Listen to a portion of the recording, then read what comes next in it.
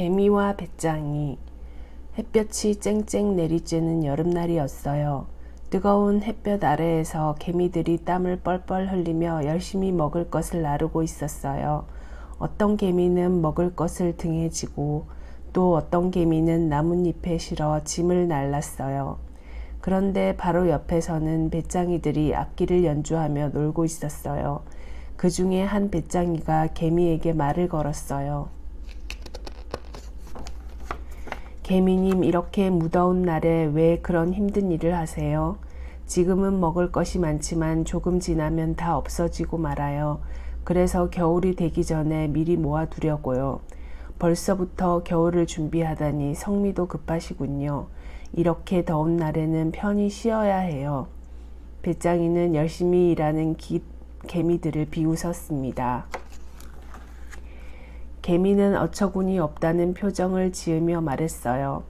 당신들처럼 놀기만 하면 나중에 큰 어려움이 닥칠 거예요.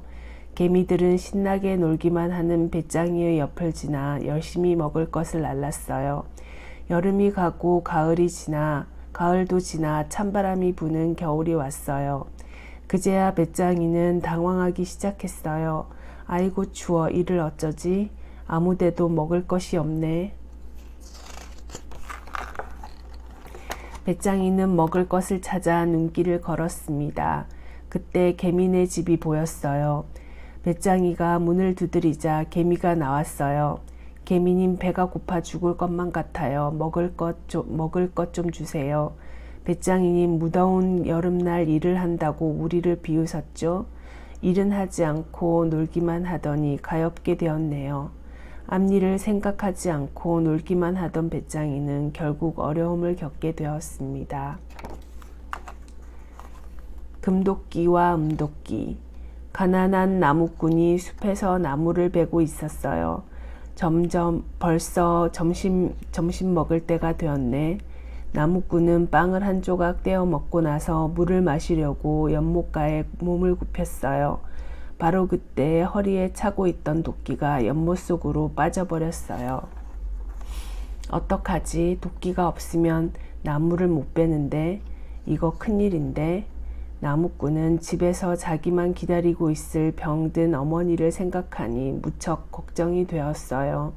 나무를 팔아 어머니 약을 사드려야 하는데 그때 연못 한가운데서 눈부신 빛이 비치며 거품이 솟았어요. 잠시 후 그 빛 속에서 신령님이 나타나 부드러운 목소리로 물었어요. 나무꾼아, 너는 어째서 그렇게 슬피 울고 있느냐? 나무꾼은 더듬거리면서 지금까지 일어난 일을 신령님께 이야기했어요. 그거 참 안 되었구나. 효성이 지극한 너를 대신해서 내가 도끼를 찾아줄 테니 걱정하지 말아라. 신령님은 연못 속으로 사라졌어요. 잠시 후 신령님은 눈부시게 빛나는 금도끼를 가지고 나타나 나무꾼에게 물었어요. 이것이 내 도끼냐? 나무꾼은 손을 내저으며 말했어요. 아닙니다. 당치도 않습니다. 제 도끼는 그렇게 훌륭한 금도끼가 아니라 보잘것없는 쇠도끼입니다. 그러자 신령님은 다시 연못 속으로 사라졌어요. 거품이 솟아오르더니 이번에는 신령님이 은도끼를 들고 나타났어요. 그리고 나무꾼에게 물었습니다. 이것이 내 도끼냐? 정직한 나무꾼은 고개를 저으며 말했어요. 아닙니다. 제 도끼는 보잘것없는 쇠도끼예요. 그러자 신령님은 연못 속으로 모습을 감추었다가 다시 나무꾼 앞에 나타났어요. 이번에는 허름한 쇠도끼를 손에 들고 나무꾼에게 물었어요. 이것이 내 도끼냐? 네, 그것이 바로 제 도끼입니다. 신령님 정말 고맙습니다. 이제 나무를 베어서 어머니께 약을 사다 드릴 수 있게 되었어요. 신령님은 빙긋이 웃으며 말했어요. 너는 참 정직한 나무꾼이구나. 상으로 금도끼와 은도끼를 다 주겠다. 신령님은 옷 속에서 금도끼와 은도끼를 꺼내어 나무꾼에게 내밀었어요. 나무꾼이 놀라며 도끼를 받아들자 신령님은 다시 연못 속으로 사라져 버렸어요. 다음날 나무꾼은 금도끼와 은도끼를 다른 나무꾼에게 보여주며 숲속에서 일어난 일을 이야기했어요. 그 이야기를 들은 욕심 많은 나무꾼이 한 가지 꾀를 생각해냈어요. 내게도 그 연못이 있는 곳을 가르쳐 주게. 욕심꾸러기 나무꾼은 연못이 있는 곳을 알아내어 그곳으로 갔습니다. 여기가 금도끼와 은도끼를 얻었다는 그 연못인가? 좋아. 그럼 나도 도끼를 빠뜨려야지. 욕심꾸러기 나무꾼은 도끼를 연못 속에 던지고 나서 일부러 큰 소리로 울었어요. 그러자 거품이 솟아오르면서 신령님이 나타났어요. 어째서 그렇게 울고 있느냐? 도끼를 연못 속에 빠뜨렸기 때문입니다. 일을 할 수가 없게 되었습니다. 그러면 병으로 누워 계신 어머니의 약을 살 수가 없어요. 이야기를 들은 신령님은 연못 속으로 사라졌다가 번쩍번쩍 빛나는 금도끼를 가지고 나타났어요. 이것이 내 도끼냐? 욕심꾸러기 나무꾼은 기뻐하며 말했어요. 네, 그것이 제 도끼입니다. 신령님은 갑자기 무서운 얼굴이 되었어요. 너는 거짓말쟁이에다 욕심도 많구나. 내 도끼는 이 허름한 쇠도끼가 아니냐? 신령님은 호통을 치고는 연못 속으로 사라졌어요. 그리고 다시 나타나지 않았어요. 욕심꾸러기 나무꾼은 결국 자기 도끼도 잃고 말았습니다. 아이고, 욕심을 부리다가 내 도끼까지 잃었구나. 그러나 아무리 울어도 소용이 없었어요. 개구리 임금님.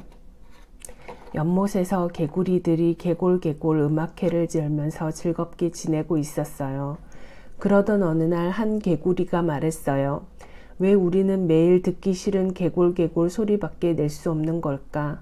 맞아, 새들은 지지배배, 꾀꼴, 꾀꼴 하면서 여러 가지 소리를 내는데, 그래, 귀뚜라미도 귀뚤귀뚤하고 예쁜 소리로 울어.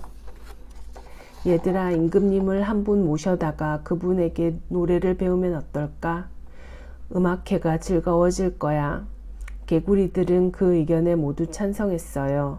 그리고 손을 모아 하느님께 부탁했습니다. 하느님, 저희들에게 훌륭한 임금님을 보내주세요. 개구리들의 소원을 듣고 하느님이 나타나서 말하였습니다. 지금처럼 너희들끼리 사이좋게 지내는 것이 좋을 텐데. 그렇지 않아요. 임금님이 계시면 훨씬 좋을 거예요. 제발 임금님을 보내주세요. 개구리들이 계속해서 고집을 부리자 하느님은 할 수 없이 통나무를 연못 속에 던져주며 말했어요. 그럼 오늘부터 이 통나무가 너희들의 임금님이다. 개구리들은 곧장 통나무 위에 올라가서 노래를 가르쳐 달라고 간절히 애원했어요.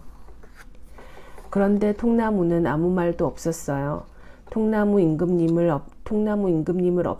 업신여긴 개구리들은 그 위에 올라가 툭툭 걷어찼어요. 그래도 반응이 없자 다시 부탁했어요. 하느님, 이런 임금님은 필요가 없습니다.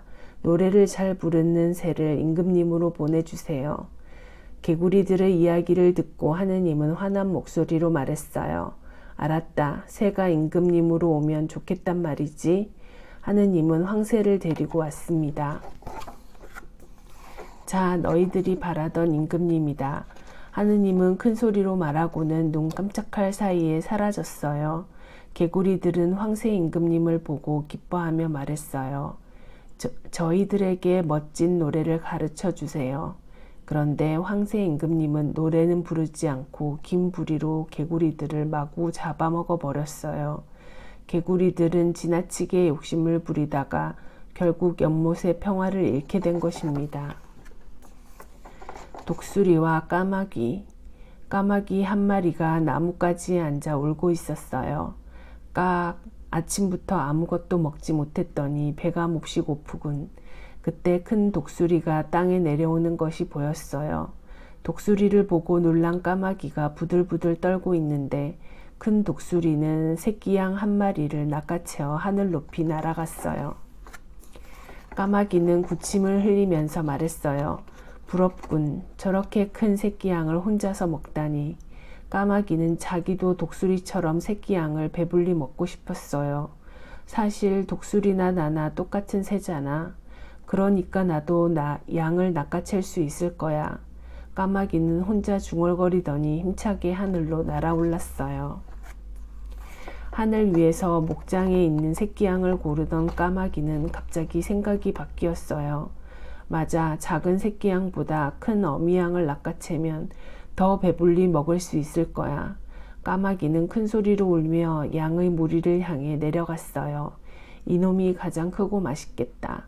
까마귀는 큰 양의 등에 내려앉아 힘껏 잡아당겼어요. 그런데 양은 너무 무거워서 꿈쩍도 하지 않았어요. 까마귀는 양의 곱슬곱슬한 털을 발로 꽉 거머쥐고 다시 한번 힘껏 잡아당겼지만 마찬가지였습니다. 그런데 바로 그때 양치기가 까마귀를 발견하고 달려오기 시작했어요. 이 못된 까마귀 놈! 까마귀는 달아나려고 했지만 양의 털에 발이 감겨 움직일 수가 없었어요. 욕심을 내던 까마귀는 결국 양치기에 혼이 나고 말았습니다.